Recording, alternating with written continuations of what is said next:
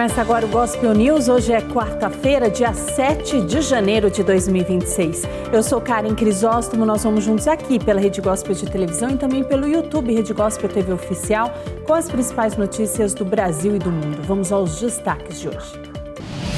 Jair Bolsonaro passa por exames após queda em cela e demora na autorização gera críticas da oposição nas redes sociais. Países europeus vão enviar tropas à Ucrânia após cessar fogo. Estados Unidos apreendem petroleiros ligados à Venezuela e Rússia fala em violação do direito marítimo. Donald Trump diz que Venezuela vai entregar 50 milhões de barris de petróleo aos Estados Unidos e garante que dinheiro será devolvido à população. Acordo comercial entre União Europeia e Mercosul deve ser assinado na próxima semana após acordo com a Itália e França. Homem destrói loja de conveniência na zona oeste de São Paulo. E ainda, tempestade de neve paralisa serviços na França e Holanda. Essas e outras notícias do Brasil e do mundo, agora no Gospel News.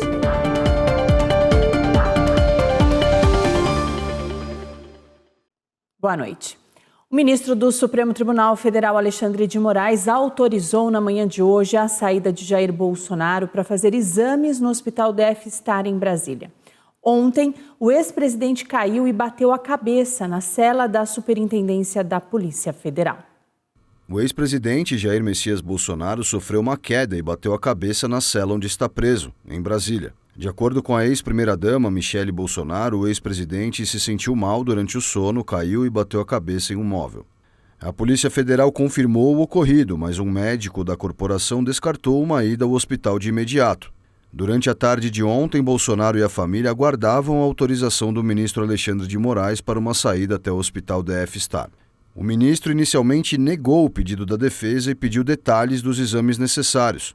Segundo os advogados, o pedido emitido pelo médico Brasil Ramos Caiado descreve Bolsonaro com quadro clínico compatível com traumatismo craniano, síncope noturna associada à queda, crise convulsiva a esclarecer, oscilação transitória de memória e lesão cortante em região temporal direita. A saída de Jair Bolsonaro só foi autorizada na manhã desta quarta-feira. Ele chegou ao hospital por volta das 11h20 da manhã. Foi submetido a uma tomografia, uma ressonância e a um eletroencefalograma. O presidente Lula sancionou hoje uma lei que proíbe descontos por associações em benefícios pagos pelo INSS. O texto também determina uma busca ativa a beneficiários lesados em decorrência de descontos e o ressarcimento. No ano passado, a Polícia Federal e a Controladoria Geral da União descobriram descontos de mais de 6 bilhões de reais nas aposentadorias do povo brasileiro. Países aliados de Kiev se comprometeram a enviar tropas para a Ucrânia após uma eventual trégua na guerra. O presidente francês Emmanuel Macron, o primeiro-ministro britânico Keir Starmer e o presidente ucraniano Volodymyr Zelensky assinaram em Paris uma declaração de intenções sobre a mobilização de uma força multinacional após um cessar-fogo na Ucrânia. Essa declaração prevê o envio de tropas da Grã-Bretanha, da França e de outros aliados europeus para o território ucraniano após uma eventual trégua. O documento foi assinado ao final de uma reunião dos aliados de Kiev, cujo objetivo era apresentar uma frente unida sobre a segurança futura da Ucrânia diante de Moscou. Ces garanties de sécurité sont la clé pour que jamais un accord de paix ne... Essas garantias de segurança são a chave para garantir que um acordo de paz nunca signifique a rendição da Ucrânia e nunca represente uma nova ameaça para a Ucrânia. É muito importante ressaltar que todos os países representados aqui, assim como todos os países da coalizão e todos aqueles que estiveram presentes hoje em Paris, após a excelente coordenação que tivemos no final do ano passado em Berlim, compartilham da mesma vontade, a paz. Paz na Ucrânia, paz na Europa. Mas todos nós queremos que essa paz seja justa, duradoura e sólida. Mais nous voulons tous que cette paix soit juste, qu'elle soit durable, qu'elle soit solide. É importante que hoje temos documentos substanciais. Não se trata apenas de palavras. Há conteúdo concreto, uma declaração conjunta de todos os países da coalizão e uma declaração da França, Grã-Bretanha e Ucrânia. Esses documentos demonstram a seriedade com que a Europa e a coalizão estão trabalhando para garantir a segurança. O chanceler alemão Friedrich Merz afirmou que as forças alemãs podem vir a integrar essa futura força multinacional para monitorar um cessar-fogo na Ucrânia. Deutschland wird sich weiter politisch, finanziell und eben auch a Alemanha continuará a contribuir política, financeira e militarmente. Isso poderá incluir o envio de tropas para a Ucrânia ou para o território de países vizinhos da OTAN após um cessar-fogo. Quero afirmar aqui que a natureza e o alcance da contribuição alemã serão decididos pelo governo federal e pelo Bundestag alemão, assim que as condições mencionadas forem esclarecidas. Falando em meu nome do governo, não descartamos nenhuma possibilidade em princípio. Wir schließen dabei grundsätzlich nichts aus. Já o enviado dos Estados Unidos, Steve Witkoff, afirmou que os aliados de Kiev praticamente concluíram um acordo sobre as garantias de segurança para a Ucrânia para o período pós-guerra. Acreditamos que já concluímos grande parte dos protocolos de segurança, que são importantes para que o povo da Ucrânia saiba que, quando isso terminar, terminará para sempre. Também acreditamos, e isso é crucial, que estamos muito perto de finalizar um acordo de prosperidade tão robusto quanto qualquer outro que um país já tenha visto após conflitos como esse. Estão previstos também mecanismos de solidariedade e intervenção em caso de um novo ataque russo após um eventual cessar-fogo, embora ainda não esteja claro em que medida os americanos estariam envolvidos nesse cenário. No início da tarde de hoje, a Casa Branca publicou na rede social X que os Estados Unidos sempre estarão ao lado da OTAN e provocou a Rússia e a China, dizendo que os únicos países que eles temem são os Estados Unidos. A publicação recebe a assinatura do presidente Donald Trump. A secretária de Segurança Interna dos Estados Unidos, Kristi Noem, anunciou na manhã de hoje em uma rede social que o governo Trump apreendeu 2 navios-tanques de frota fantasma. Segundo ela, as embarcações Bela e Sofia tinham alguma ligação com a Venezuela. A Rússia condenou uma das apreensões e disse que nenhum Estado tem o direito de usar a força contra embarcações devidamente registradas. E o presidente dos Estados Unidos, Donald Trump, disse que a Venezuela vai entregar 50 milhões de barris de petróleo aos Estados Unidos. Ele afirmou ainda que será responsável por controlar o dinheiro para garantir que os recursos sejam usados em benefício do povo da Venezuela e dos Estados Unidos. Donald Trump afirmou nesta terça-feira que o governo interino da Venezuela concordou em entregar entre 30 e 50 milhões de barris de petróleo aos Estados Unidos. O presidente americano ainda destacou na sua plataforma Truth Social que ele controla as receitas. De acordo com o republicano, o petróleo será vendido a preço de mercado e esse dinheiro será controlado por ele, como presidente americano, para garantir que seja utilizado em benefício do povo da Venezuela e dos Estados Unidos. Os preços do petróleo caíram ao fim de uma sessão volátil, enquanto os operadores ainda questionam a possibilidade de explorar as imensas reservas da Venezuela após a captura do presidente Nicolás Maduro. O barril de Brent do Mar do Norte, para entrega em março, recuou 1,72% para 60,70 dólares. Seu equivalente americano, o barril de West Texas Intermediate, para fevereiro, caiu 2,04% para 57,13 dólares. Maduro, que foi deposto no último sábado após a intervenção militar americana, enfrenta julgamento em Nova York, junto com sua esposa por diversas acusações, incluindo tráfico de drogas. Cuba e Venezuela disseram que 55 militares dos 2 países morreram durante a operação que prendeu o ditador Nicolás Maduro no último sábado. Números divulgados por Cuba e Venezuela sustentam que os Estados Unidos mataram pelo menos 55 militares dos 2 países durante os ataques que levaram à captura do presidente deposto, Nicolás Maduro, em Caracas. A Venezuela mantém sigilo sobre o saldo de vítimas na operação, ordenada por Donald Trump, e até o momento não há um balanço oficial venezuelano completo. A Havana publicou uma lista com os nomes dos 32 militares cubanos que morreram em Caracas. Um dia antes, o exército venezuelano divulgou notas fúnebres de 23 militares mortos, embora se presuma que o saldo seja maior. Também se desconhece o número de civis mortos. A AFP confirmou a morte de uma mulher de 80 anos nos bombardeios. Uma rede que reúne médicos na Venezuela estima um saldo total de 70 mortos e 90 feridos. Maduro foi detido junto com a esposa Cília Flores no sábado para responder à Justiça dos Estados Unidos por narcotráfico e outras acusações. Delcy Rodrigues assumiu o poder de forma interina em seu lugar. Ela era sua vice-presidente e a primeira na linha de sucessão. A política tomou posse perante o parlamento na segunda-feira, quase no mesmo momento em que Maduro se declarou não culpado diante de um juiz de Nova York. Ex-militares venezuelanos aguardam um posicionamento sobre um possível novo comando militar no país. Muitos deles devem retornar ao país para ajudar nessa nova realidade. Da fronteira colombiana, desertores das forças de segurança venezuelanas assistiram surpresos à queda de Nicolás Maduro. 3 dias depois, temem que nada mude enquanto a liderança militar que apoiou o presidente deposto permanece no poder e um novo comando não é instalado. Atualmente, o alto comando é completamente leal ao regime. São criminosos, cúmplices dos danos que causaram na Venezuela e a milhões de pessoas. Portanto, este alto comando é temporário. É necessário um alto comando, uma transição política, e isso está sendo conduzido. Considerados traidores pelo chavismo após terem renunciado aos seus uniformes há cerca de 7 anos, muitos ex-soldados e policiais se exilaram. Um coronel que pediu para permanecer anônimo afirma que quase foi nomeado general do Exército, mas renunciou em 2018 devido a desentendimentos com seus superiores.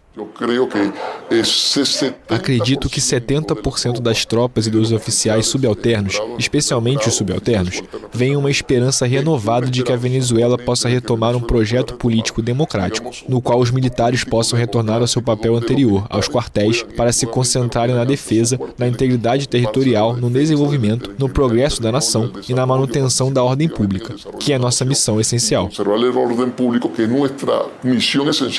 A prisão de Maduro em uma espetacular operação americana em Caracas trouxe alívio, dizem aliados na região da fronteira, mas por enquanto as mudanças não são substanciais. Clébert Delgado, um ex-detetive, acredita que uma transição na Venezuela é improvável enquanto a velha guarda permanecer no poder. Estimativas independentes sugerem que pelo menos 2.000 generais no país se beneficiam de diversas regalias. Delgado está escondido em uma das casas clandestinas localizadas em um bairro a poucos minutos do Rio que separa os dois países. Ele afirma que se um acordo não for alcançado com o novo governo de Delcy Rodrigues, que tomou posse como presidente interina na segunda-feira, as armas sempre seguem uma opção. As armas devem estar presentes na restauração da ordem constitucional. Elas devem estar presentes porque sabemos que existem mais de 3.000 armas nas ruas. E estas estão na mão dos coletivos, os criminosos que foram libertados da prisão.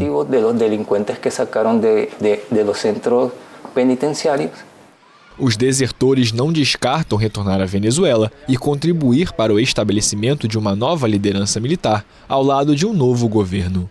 Mas não querem um conflito interno. Não queremos guerra, não queremos conflitos, muito menos uma guerra civil. Não queremos lutar uns contra os outros. Queremos uma transição pacífica. Maduro se declarou inocente das acusações de tráfico de drogas e terrorismo em um tribunal de Nova York, enquanto os militares venezuelanos reconheceram Rodrigues como sua sucessora. Por ora, o ministro do Interior, Diosdado Cabello, e o ministro da Defesa, Vladimir Padrino, ambos procurados pela justiça americana, permanecem em seus cargos. A queda de Nicolás Maduro colocou à prova as facções do chavismo, que governam a Venezuela há 27 anos. E o futuro político do país será testado nos próximos meses, com possibilidade de mudança para a direita. A queda de Nicolás Maduro coloca à prova as facções do chavismo que governaram a Venezuela por 27 anos. Segundo analistas, ele era quem garantia o equilíbrio dentro de um poderoso grupo conhecido como o Clube dos Cinco. Maduro liderava com a bênção de Hugo Chávez, que o ungiu antes de sua morte em 2013. Elijan a Nicolás Maduro como presidente da República Bolivariana de Venezuela. Subestimado por todos os lados, o presidente deposto conseguiu eliminar a resistência interna e manter a oposição sob controle. As Forças Armadas juraram lealdade absoluta e ele avançou na construção de um culto à personalidade em torno de si, com murais, canções, filmes sobre sua vida e até o desenho animado Super Bigode. O agora ex-chefe de Estado governou com mão de ferro ao lado de sua esposa Cília Flores. Após a prisão do casal, o clube perde 2 de seus membros mais importantes. Juro por Bolívar, juro por nossos libertadores. Outro importante centro de poder é composto pela atual presidente interina Delcy Rodrigues e seu irmão Jorge, que é o próximo na linha de sucessão presidencial e foi reeleito na segunda-feira como presidente da Assembleia Nacional. Ambos sempre fizeram parte do círculo íntimo de Maduro. São conhecidos por sua retórica inflamada, que frequentemente mistura beligerância, ironia e insultos contra os inimigos da pátria. Mas nos bastidores são operadores políticos experientes. Jorge Rodrigues foi o principal negociador em todos os processos com a oposição e com os Estados Unidos, e sua irmã representou Maduro em diversos fóruns internacionais. Especialistas também atribuem a eles expurgos dentro do governo, como o que levou à prisão de Tarek El Aissami, o poderoso ministro do petróleo, até 2023. Delcy Rodrigues assumiu o cargo logo em seguida. Não nos preocupa. O 5º membro do clube é o ministro do Interior Diosdado Cabello, um homem temido na Venezuela. Ele já era ministro do Interior quando cerca de 2.400 pessoas foram presas durante os protestos que se seguiram à contestada reeleição de Maduro em 2014. Em meio ao medo crônico, a oposição se desmobilizou. Especialistas situam Cabello na ala mais radical do chavismo e alguns desenham um confronto com o pragmatismo dos Rodrigues, algo que ambos negam. Cabello é um oficial militar e acompanhou Chávez em sua tentativa fracassada de golpe em 1992. Hoje, ele é o número 2 do Partido Socialista, atrás apenas de Maduro. Os Estados Unidos oferecem uma recompensa de $25 milhões por sua captura. Desde a queda de Maduro, o círculo íntimo do poder não demonstrou publicamente nenhuma fragilidade. Segundo analistas políticos, a cúpula do governo priorizou a sobrevivência. A ministra das Relações Exteriores da Colômbia, Rosa Villavicencio, afirmou que a raiz do conflito entre os Estados Unidos e a Venezuela é o petróleo e os interesses econômicos. Há alguns dias, Donald Trump disse que considerava uma operação militar na Colômbia contra o presidente do país. O governo colombiano afirmou que o conflito entre os Estados Unidos e a Venezuela gira em torno do petróleo, em meio às crescentes tensões devido às ameaças de Washington contra a Colômbia. Todo esse conflito tem a ver com interesses econômicos, a necessidade de petróleo para uma economia baseada em combustíveis fósseis como a dos Estados Unidos. O governo colombiano rejeitou a incursão militar dos Estados Unidos em Caracas, que resultou na captura do presidente Nicolás Maduro, bem como as subsequentes ameaças de um ataque semelhante na Colômbia. Na segunda-feira, o Ministério das Relações Exteriores colombiano enviou uma nota formal de protesto aos Estados Unidos, expressando sua rejeição ao que chamou de insultos e ameaças do presidente Donald Trump. Villavicencio afirmou que a ação do país representa uma linha vermelha nas relações internacionais. Após os ataques na Venezuela e a captura de Maduro, Trump disse que uma ação semelhante na Colômbia lhe pareceria boa e afirmou que o presidente colombiano Gustavo Petro é um homem doente que gosta de fabricar cocaína e vendê-la para os Estados Unidos. Petro, um ex-guerrilheiro que assinou um acordo de paz na década de 1990, disse estar disposto a pegar em armas novamente para se defender de Washington. Um protesto contra o alistamento militar obrigatório em Israel terminou com a morte de um jovem. Ele foi atropelado por um ônibus que avançou sobre a multidão. A polícia descartou o ataque terrorista. Um jovem de 18 anos morreu e outras 3 pessoas ficaram feridas durante uma manifestação de judeus ultra-ortodoxos contra o serviço militar obrigatório. De acordo com o Magen Davi Adom, equivalente israelense da Cruz Vermelha, um ônibus atropelou e feriu 3 pedestres antes de atingir o jovem, que ficou preso sob o veículo e morreu no local. Fontes da polícia citadas pela imprensa israelense descartaram a hipótese de ataque terrorista. Não se sabe se o jovem estava entre os manifestantes. O incidente ocorreu enquanto milhares de ultra-ortodoxos protestavam contra uma lei sobre alistamento militar, um tema polêmico em Israel. Os ultra-ortodoxos representam 14% da população judaica de Israel e contam com uma reserva de 66 mil homens em idade militar. Os Haredim se beneficiam há décadas de uma medida que os isenta do serviço militar obrigatório. Segundo a polícia, a manifestação se tornou violenta quando um pequeno grupo de manifestantes começou a bloquear ruas, destruir ônibus, queimar latas de lixo, atirar objetos e ovos contra policiais e agredir jornalistas. O motorista do ônibus disse que o veículo foi atacado por manifestantes e descreveu o ocorrido como um incidente lamentável. A Organização das Nações Unidas acusou Israel de praticar apartheid. O relatório publicado aponta discriminação sistemática contra os palestinos da faixa de Gaza e também da Cisjordânia. A ONU acusou Israel nesta quarta-feira de intensificar a discriminação e a segregação contra os palestinos na Cisjordânia e pediu ao país que acabe com seu sistema de apartheid. Em um novo relatório, o Escritório de Direitos Humanos da ONU afirmou que a discriminação sistemática contra os palestinos nos territórios ocupados se deteriorou drasticamente nos últimos anos. Em um comunicado, o chefe do escritório, Volker Turk, disse que há um estrangulamento sistemático dos direitos dos palestinos na Cisjordânia e acrescentou que Israel controla ou restringe todos os aspectos da vida dos palestinos. Esta é a primeira vez que um chefe de direitos humanos da ONU usou o termo apartheid neste contexto. O comissário da ONU exigiu que Israel revogue todas as leis, políticas e práticas que perpetuam a discriminação sistêmica contra os palestinos, com base em raça, religião ou origem étnica. A discriminação foi exacerbada, segundo a ONU, pela violência dos colonos, em muitos casos com o apoio e a participação das forças de segurança israelenses. Mais de 500 mil israelenses vivem em assentamentos na Cisjordânia, território ocupado desde 1967. A violência se intensificou desde o ataque do movimento islamista palestino Hamas, em 7 de outubro de 2023, que desencadeou a guerra em Gaza. Mais de 1.000 palestinos foram mortos por tropas e colonos israelenses na Cisjordânia, enquanto 44 cidadãos de Israel morreram em ataques palestinos ou operações militares israelenses durante o mesmo período. O Irã executou hoje um homem condenado por espionar Israel. A capital do país, Teherã, registrou manifestações no final do ano passado contra a hiperinflação e a crise econômica. O governo alemão afirmou hoje que a Itália vai aprovar o acordo comercial entre a União Europeia e o Mercosul. As assinaturas devem ser oficializadas na próxima semana. Otimismo no ar. Nesta quarta-feira, um porta-voz do governo alemão afirmou que Berlim está confiante de que a Itália vai aprovar o acordo comercial entre a União Europeia e o Mercosul. Bruxelas, que cedia um encontro entre ministros da agricultura dos países membros do bloco, espera assinar o documento já na próxima semana. A Itália havia expressado anteriormente preocupações sobre o impacto do acordo no setor agrícola europeu, que se opôs ao pacto comercial.